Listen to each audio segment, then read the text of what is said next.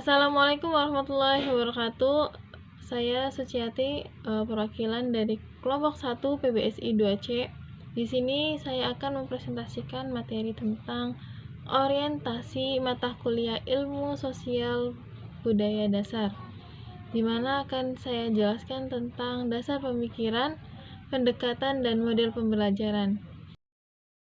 Yang menjadi dasar atau yang melatar belakangi diberikannya ilmu sosial budaya dasar bermula dari kritikan yang diberikan oleh sejumlah cendekiawan mengenai sistem pendidikan di perguruan tinggi. Maka, mereka menyarankan perbaikan sistem pendidikan yang bertujuan menghasilkan tenaga-tenaga terampil dalam mengeksploitasi kekayaan negara. Poin A, ada pengertian ilmu sosial budaya dasar atau biasa disingkat dengan ISBD. Apa itu? Suatu rangkaian pengetahuan mengenai aspek-aspek yang paling mendasar yang ada di dalam kehidupan manusia sebagai makhluk sosial yang memiliki budaya. Pendekatan dalam ISBD. Menurut Nuhman Sumantri, ada 3 pendekatan, yaitu pendekatan interdisipliner, 2 pendekatan monodisiplin, dan 3 pendekatan multidisiplin.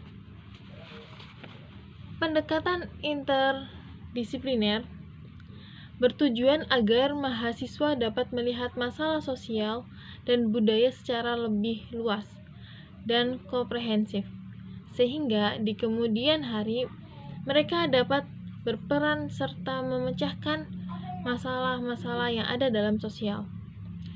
Di poin kedua, pendekatan monodisiplin, artinya menggunakan ilmu tertentu dalam bidangnya, seperti sejarah, hukum, politik, dan lain sebagainya. 3. Pendekatan multidisiplin. Di sini pendekatan ini mahasiswa dapat menyelesaikan masalah sosial karena masalah yang kompleks memerlukan kajian dari berbagai disiplin ilmu. Jadi, ketiga pendekatan ini saling berhubungan dan erat kaitannya satu sama lain. Model pembelajaran ISBD merujuk pada 4 pilar pembelajaran, yaitu ada 4. 1. Learning to know. 2. Learning to do. 3. Learning to be. 4. Learning to live together. Learning to know, pembelajaran untuk tahu. Dalam prosesnya, tidak sekedar mengetahui apa yang bermakna, melainkan sekaligus mengetahui yang tidak bermakna maupun yang tidak bermanfaat bagi kehidupan. Poin kedua, learning to do, belajar melakukan sesuatu. Dan dalam prosesnya menghasilkan perubahan dalam ranah kognitif maupun peningkatan kompetensi.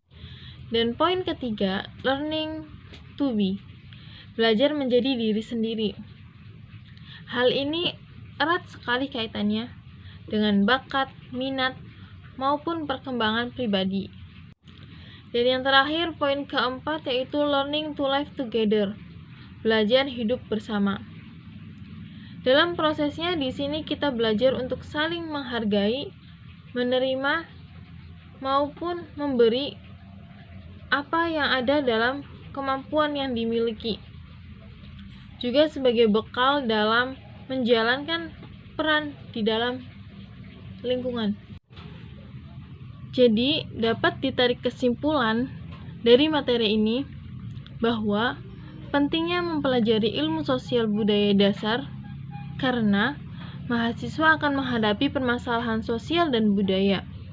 Dan mata kuliah ini menitik beratkan pada kemampuan praktek mahasiswa dalam kehidupan bermasyarakat. Itulah yang dapat kami sampaikan, kurang lebihnya mohon maaf. Wassalamualaikum.